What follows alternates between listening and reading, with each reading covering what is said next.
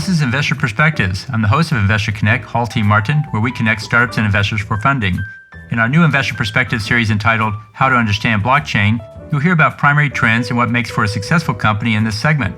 As the COVID pandemic passes, we emerge into a new world. The blockchain space has made tremendous progress in setting up substantial networks and meaningful applications. Blockchain continues to drive change in the tech space, in particular fintech. We have investors and startup founders describe the changes coming up. I hope you enjoy this episode. Interested in learning more about investing in startups, launching a new startup and need to raise funding? The Startup Funding Espresso is a daily podcast in a short, concise format delivered to your inbox every day, Monday through Friday. In the time it takes to drink an espresso, you can learn about startup funding. To subscribe, go to investorconnect.org and put your email into the pop-up box.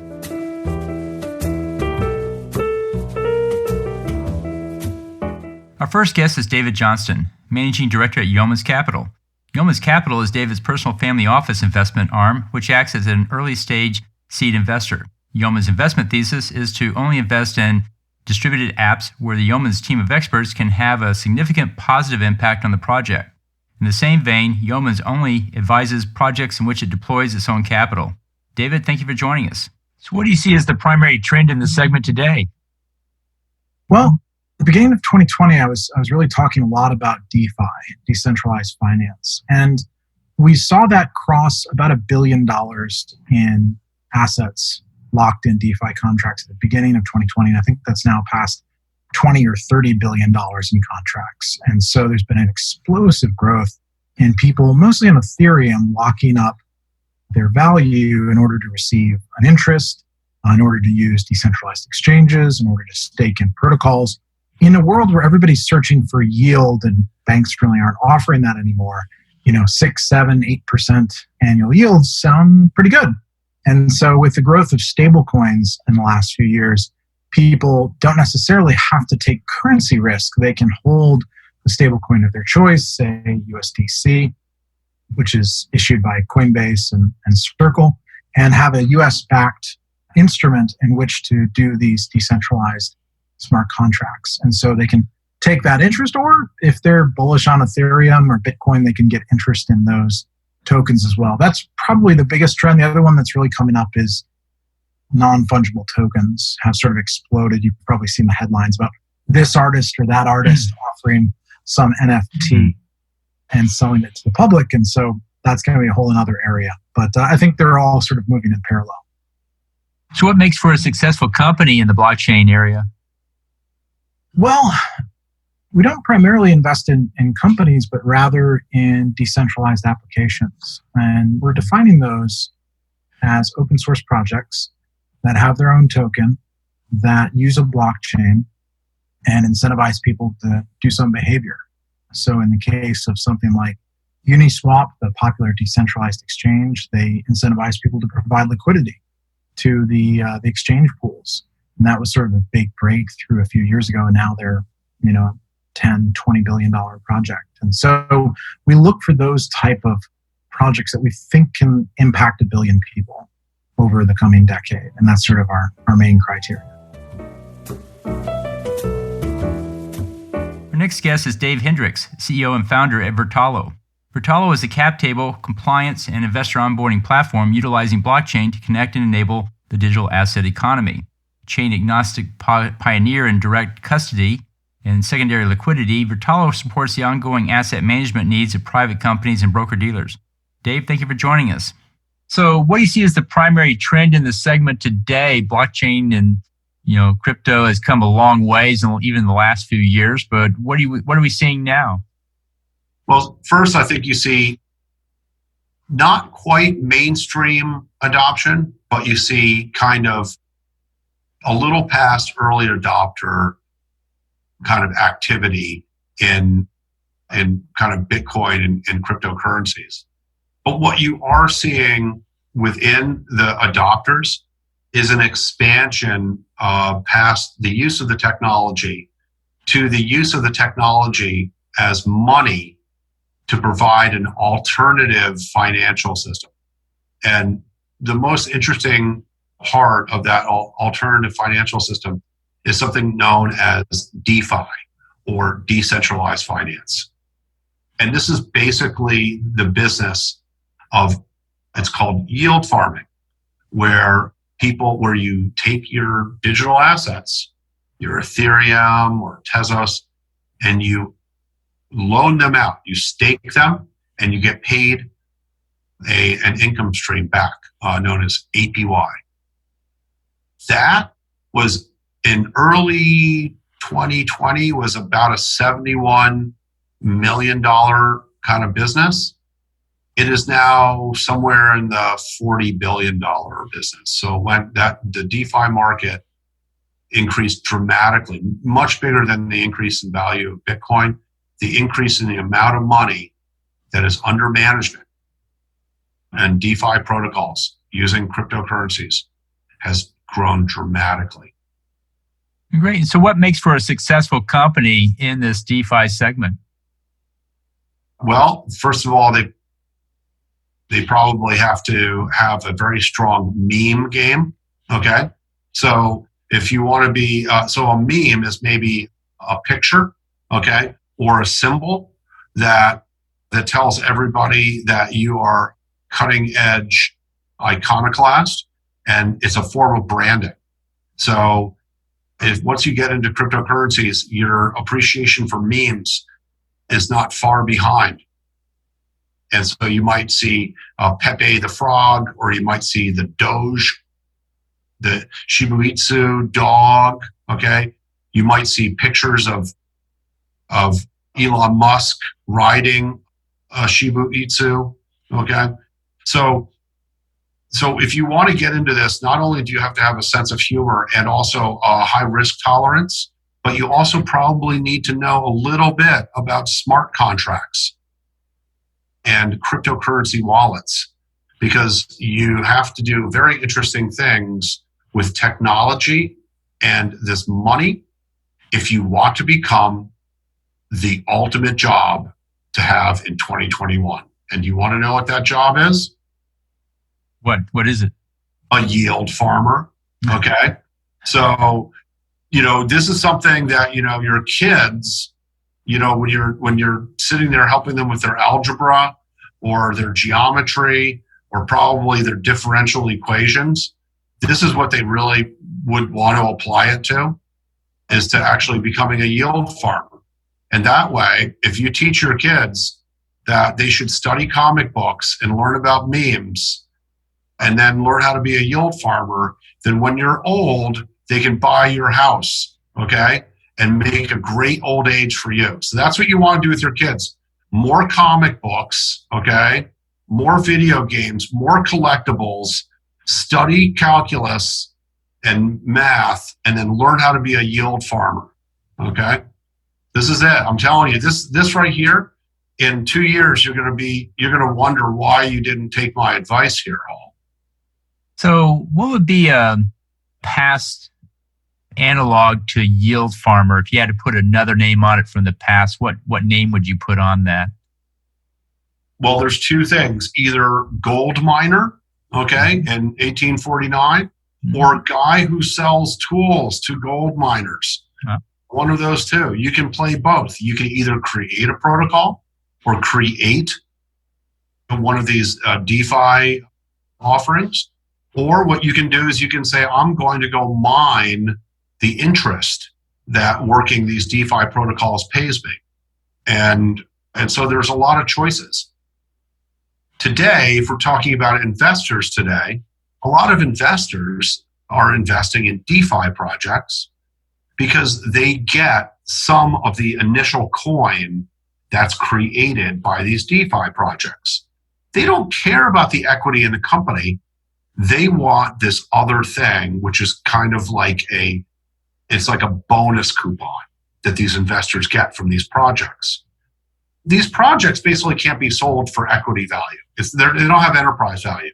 What they do is they have technology that enables people to leverage them to make money.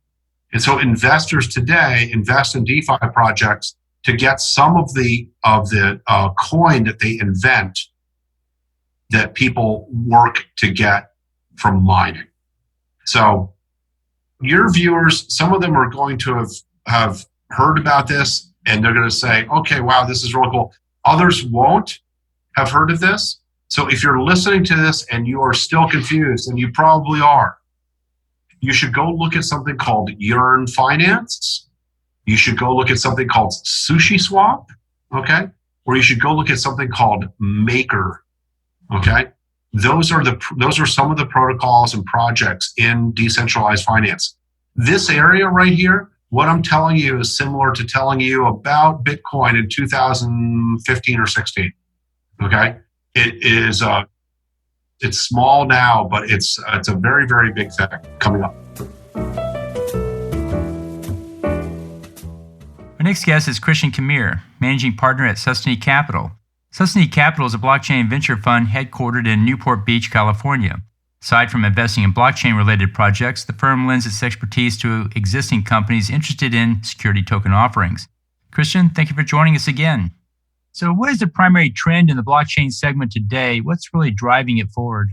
Yeah, I think one word that probably describes this the best is acceptance. Right? So there was a lot of pushbacks in the early days from government agencies and traditional financial players and so forth against these technologies, and there specifically the implementation of obviously cryptocurrencies.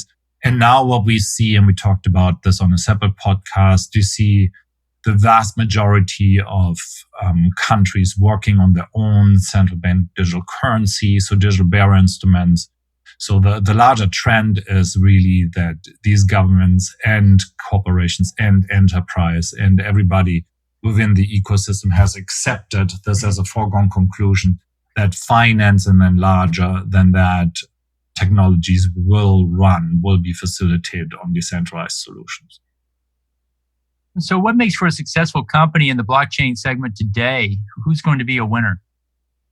Well, so given the fact that the space is largely driven by open source development, so if you think of Ethereum, this is entirely community-driven development.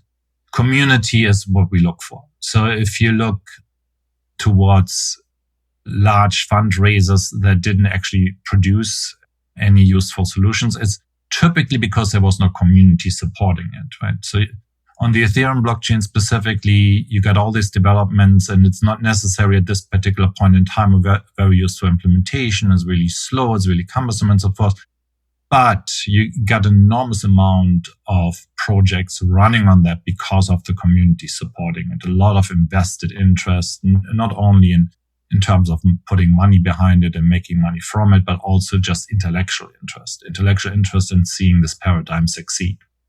And then the two things that you want to add to that is specifically within our space of quote unquote blockchain is the interest alignment. And we'll talk about this probably a little bit more, because that really what sets it apart from companies before that. So we think about this more in the way of you got projects that can either be run by a company or by a network of interesting parties. So you want to align the interest of people that participate in the network. So we already see the nascent developments of things such as decentralized Uber, decentralized Airbnb. So with the interest of all the stakeholders that participate in the network are aligned, and there's no external entity that is just extracting value. And then lastly, and probably most importantly for long-term viability of these solutions, is the long-term thinking and looking towards what makes up this new development stack, what makes up Web3, what are the missing pieces that we actually haven't developed that people are working on, i.e., how to get real-world assets into the ecosystem. Because for the most part today, a lot of the trading, a lot of the activity is limited to what I call digitally native assets. It's the cryptocurrencies, it's Bitcoin, it's other assets that were born online that don't at the moment have a digital world, a real world paradigm attached to that.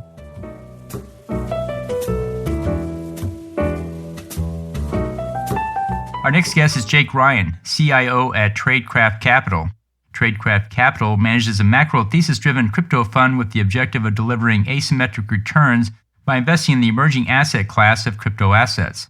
The firm's investment thesis focuses on the next long-wave economic cycle, which the firm calls the age of autonomy. Jake, thank you for joining us again. So what's the primary trend in this segment today? What's going on with fiat currencies and central banks around the world?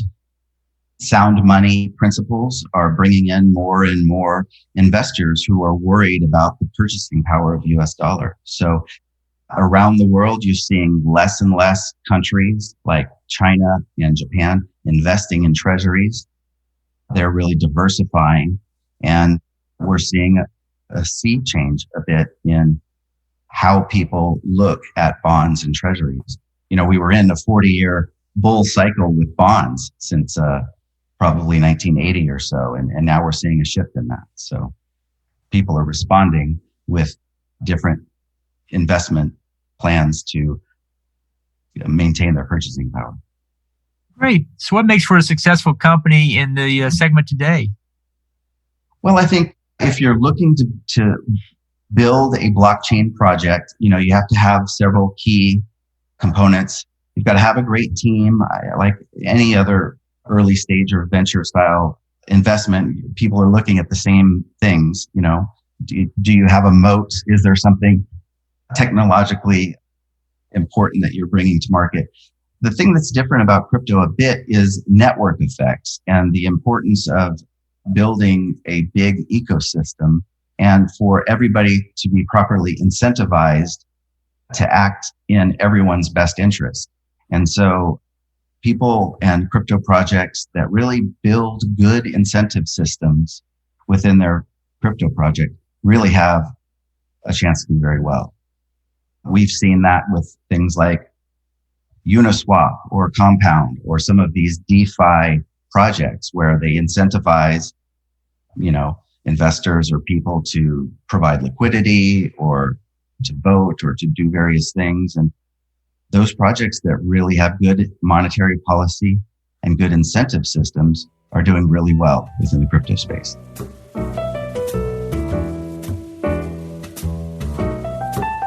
Our final guest is Rashad Kurbanov, CEO and co-founder of IONIT. IONIT is a digital asset securities platform that powers tomorrow's private markets by providing the end-to-end digital infrastructure to issue, manage, buy, and sell digital asset securities. Rashad, thank you for joining us. So what's the primary trend you see going on in blockchain today?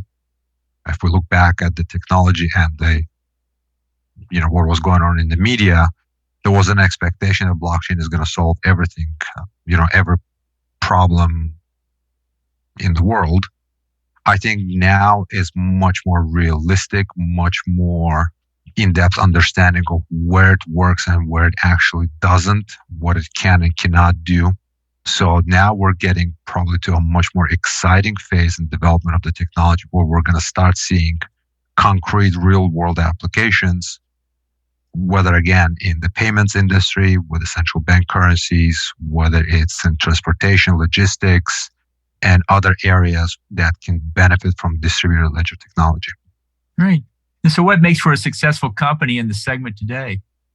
I think the answer is basically the same whether you're in the blockchain space or not, right? The successful company is the one that is solving a real world problem and solving in a way that is more efficient than any available other technology. I think we should always keep in mind that incumbent technology and incumbent process has an inherent advantage because nobody needs to switch. So a successful company is either the one that offers an advantage that is not available anywhere else, or is able to create a new market. And that's what everybody kind of needs to look at. Just simply saying that we're using blockchain doesn't really make it a success, right? The evaluation is pretty much the same as for any other technology, any other business, any other investment. Thank you for joining us today. As always, be sure to leave a review, subscribe to this podcast, and share it with others. Let's go start up something today.